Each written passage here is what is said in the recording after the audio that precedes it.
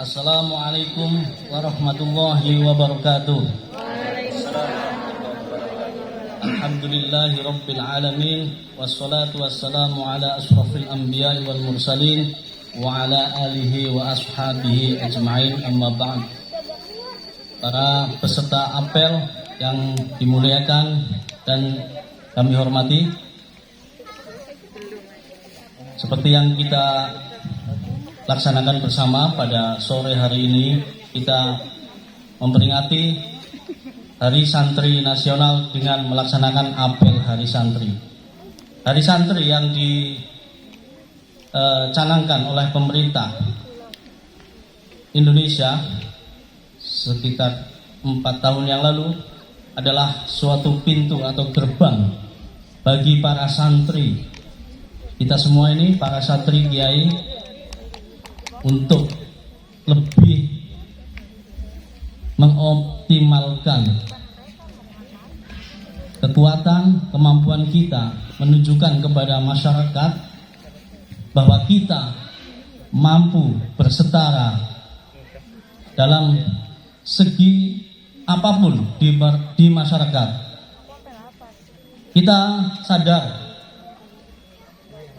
30 tahun atau 40 tahun yang lalu mungkin anak-anak pondok pesantren itu perannya itu dimarginalkan, dipepet geraknya, seperti hanya para kiai-kiai kita ketika akan mengadakan mau'izah hasanah, pengajian, begitu ribetnya mengurus izin, mendapatkan izin untuk mengisi pengajian umum di masyarakat, diawasi oleh militer dan kepolisian. Sekitar tahun 1980-an, mungkin 85, 87, saya sering mendengar para pemuda-pemuda GP Ansor waktu itu dan para orang-orang sepuh dari Nahdlatul Ulama sering berdiskusi. Bahkan saya sering mendengar beberapa alumnus pesantren di Jawa sering bercerita, sering mendengar para kiai berkumpul, mempunyai harapan, mempunyai cita-cita bagaimana ke depan memperkenalkan kiprah para ulama dan para kiai atas jasa-jasanya di negeri yang kita cinta ini, di mana pada zaman kemerdekaan para kiai sudah berjuang begitu keras membimbing umat untuk melawan penjajah. Setelah merdeka, peran mereka para kiai ini berbanding terbalik situasinya. Pada saat kita tahun 80-an mungkin bisa dirasakan bersama bagaimana anak-anak sekecil ini jika ingin pergi ke pesantren, mungkin ada sebagian orang tua pesantren mau ngapain gitu. Terus masa depannya bagaimana? Ada beberapa pertanyaan orang tua seperti itu. Tetapi untuk sekarang sudah bisa kita rasakan bersama bagaimana kiprah pesantren sebetulnya membangun sumber daya manusia Indonesia yang bisa dibanggakan setara dengan sekolah-sekolah umum lainnya. Untuk itu, kita para santri dari kiai-kiai di negara ini selayaknya bersyukur atas dicanangkannya Hari Santri Nasional sebagai suatu gerbang atau suatu bentuk pintu kita untuk memperingati betapa besar jasa para kiai-kiai kita dalam kemerdekaan negara kita ini, dalam membimbing masyarakat menuju masyarakat yang berakhlakul karimah. Kita bisa urut dari wilayah manapun, pasti di sana ada seorang kiai, ada santrinya kiai yang nanti akan berujung kepada satu guru. Kalau tidak ke Mbah Kiai Haji Hasyim Asy'ari, pasti ke Syekhona Khalil atau ke Kiai Mahfud Termas ataupun ke Mbah Abdul Karim Lirboyo. Itu sudah bisa dirunut. Misal dari daerah Banten Siapa yang nggak kenal Abu Yadimyati? Dari Tasikmalaya, Suryalaya, siapa yang nggak kenal Abah Hanom atau Kiai Sohibul Wafa Tajul Arifin? Kita ke timur lagi, siapa yang nggak kenal Kiai Abbas Buntet dari Cirebon atau Kiai Fuad Hashim? Ke timur lagi, daerah Jawa Tengah, siapa yang nggak kenal Kiai Dalhar Watu Congol? Siapa yang nggak kenal Mbah Maksum Lasem? Siapa yang tidak kenal Kiai Mustafa Bisri Rembang? Siapa yang nggak kenal Kiai Maksum Lasem? Siapa tidak kenal daerah Yogyakarta kalau tidak kenal Kiai Ali Maksum dari Krapia? Untuk Klaten, siapa yang tidak kenal Bahlim? Untuk timur lagi, Surabaya terutama, di sana banyak sekali. Ada Kiai Asrori Al-Ishaqi, ada Kiai Hamim Jazuli, ada Kiai Abdul Hamid Abdillah Pasuruan, ada Kiai Abdul Karim Lirboyo, ada Mbah Mahrus Ali Lirboyo. Banyak sekali kiai-kiai kita yang induknya nanti kalau kita urunut, kita belajar kepada siapapun di negeri ini, kepada kiai siapapun, daerah manapun, nanti runtutan sanad keguruan kita pasti akan berujung ke Syekhuna Khalil Bangkalan atau Kiai Mahfud Termas atau Kiai Haji Hasyim Asy'ari. Itu intinya. Untuk itu kita santri-santri para kiai wajib bersyukur atas adanya hari santri ini dengan cara memperingati hari santri ini. Untuk itu saya akan bacakan beberapa amanat dari pengurus Pusat Nahdlatul Ulama atas peringatan hari santri pada tahun ini. Assalamualaikum warahmatullahi wabarakatuh. Waalaikumsalam warahmatullahi. Hari ini tahun keempat, tahun kelima kita memperingati Hari Santri Nasional bersama seluruh rakyat Indonesia. Setelah sebelumnya peran kaum santri diakui oleh negara melalui Kepres nomor 22 tahun 2015. Diharapkan melalui undang-undang ini santri dan pendidikan pesantren dapat meningkatkan peran dan kontribusinya dalam pembangunan bangsa dan negara melalui fungsi pendidikan, dakwah, dan pemberdayaan masyarakat.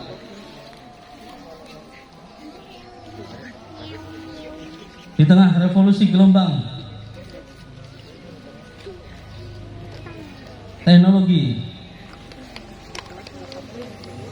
5.0, santri harus kreatif, inovatif, dan adaptif terhadap nilai-nilai baru yang sekaligus teguh menjaga tradisi dan nilai-nilai lama yang baik.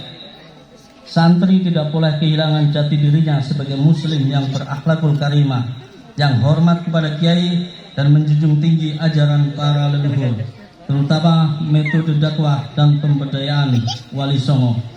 Santri disatukan dalam asasiyah atau dasar dan prinsip perjuangan, halfiat, background sejarah, dan ghoyat atau tujuan. Dalam perjuangan santri memperjuangkan tegak lestari ajaran Islam Ahlus Sunnah wal Jamaah, yaitu Islam bermadhab di tengah kampanye Islam anti madhab. Santri dituntut untuk cerdas mengembangkan argumen Islam moderat yang relevan, kontekstual, membumi, dan kompatibel dengan semangat membangun simbiosis Islam dan kebangsaan. Demikian inilah yang dicontohkan Wali Songo. Islam tidak diajarkan dalam bungkusnya, tapi isinya. Bungkusnya dipertahankan dalam wadah budaya Nusantara, tetapi isinya diganti dengan ajaran Islam. Budaya dijadikan sebagai infrastruktur agama sejauh tidak bertentangan dengan syariat, termasuk dalam hal ini adalah bentuk negara. Bentuk negara apapun asal syariat Islam masih dapat dijalankan masyarakat, sah dan mengikat, baik berbentuk republik, mamlakah maupun emirat, karena NKRI berdasarkan Pancasila telah disepakati oleh para pendiri bangsa. Seluruh warga negara termasuk santri wajib patuh menjaga dan mempertahankan konsensus kebangsaan. Jati diri santri adalah moralitas dan akhlak pesantren dengan kiai sebagai simbol kepemimpinan spiritual, iadah rohaniyah. Karena itu, meskipun santri telah melanglang buana menempuh pendidikan hingga ke mancanegara, dia tidak boleh melupakan jati dirinya sebagai santri yang hormat dan patuh pada kiai. Tidak ada kosakata bekas kiai atau bekas santri dalam khasanah pesantren. Santri melekat sebagai stempel seumur hidup, membingkai moral dan akhlak pesantren. Di hadapan kiai, santri harus menanggalkan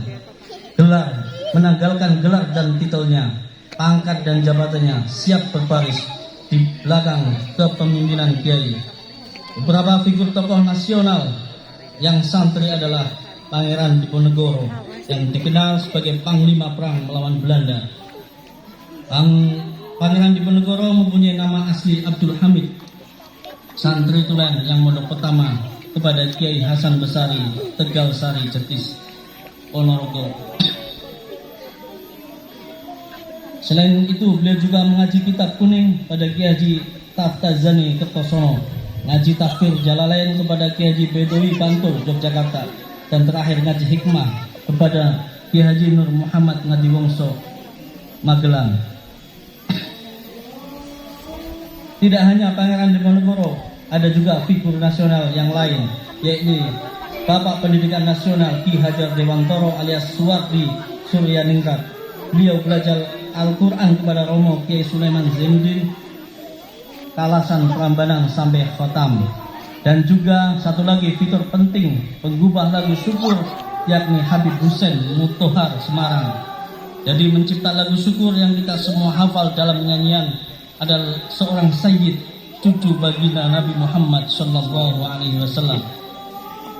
Tujuan pengabdian santri adalah meninggikan kalimat Allah yang paling luhur, li'ila'i kalimatillah alati hiya al-ulya, yaitu tegaknya agama Islam yang rahmatan lil alamin. Islam yang harus diperjuangkan bukan sekedar akidah dan syariat, tetapi ilmu dan peradaban, budaya dan kemajuan, dan juga kemanusiaan. Islam adalah etos santri.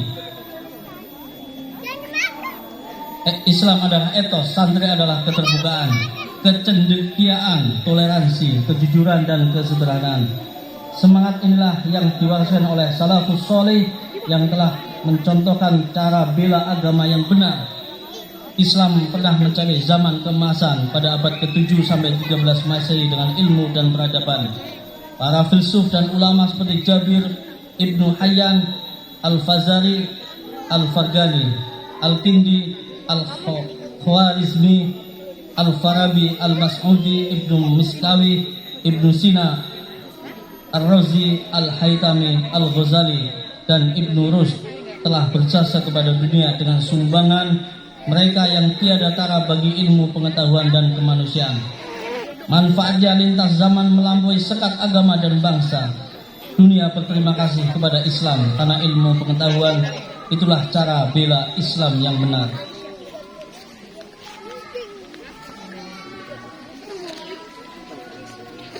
Islam tidak boleh dibela dengan pekik takbir di jalan-jalan, dengan kerumunan massa yang mengibar-ngibarkan bendera dengan caci maki dan sumpah serapah. Islam harus dibela dengan ilmu pengetahuan dan peradaban. Itulah cara bela Islam yang benar. Benarlah peringatan Imam Al-Ghazali dalam kitab Tahafutul Falasifah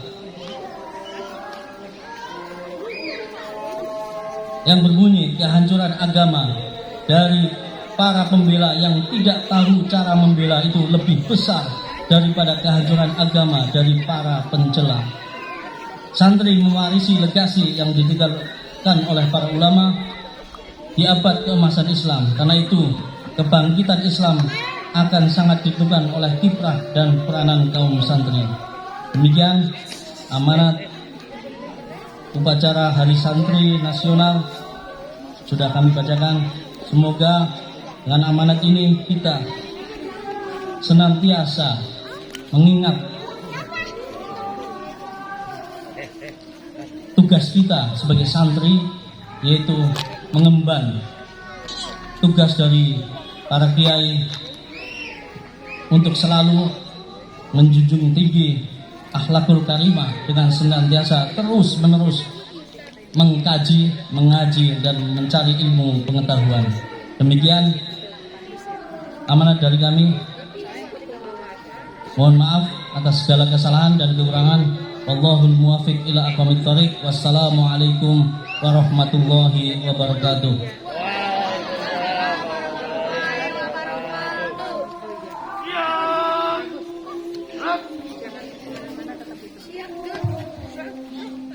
Menyanyikan lagu Mars Subhanul Watan dan lagu Hari Santri.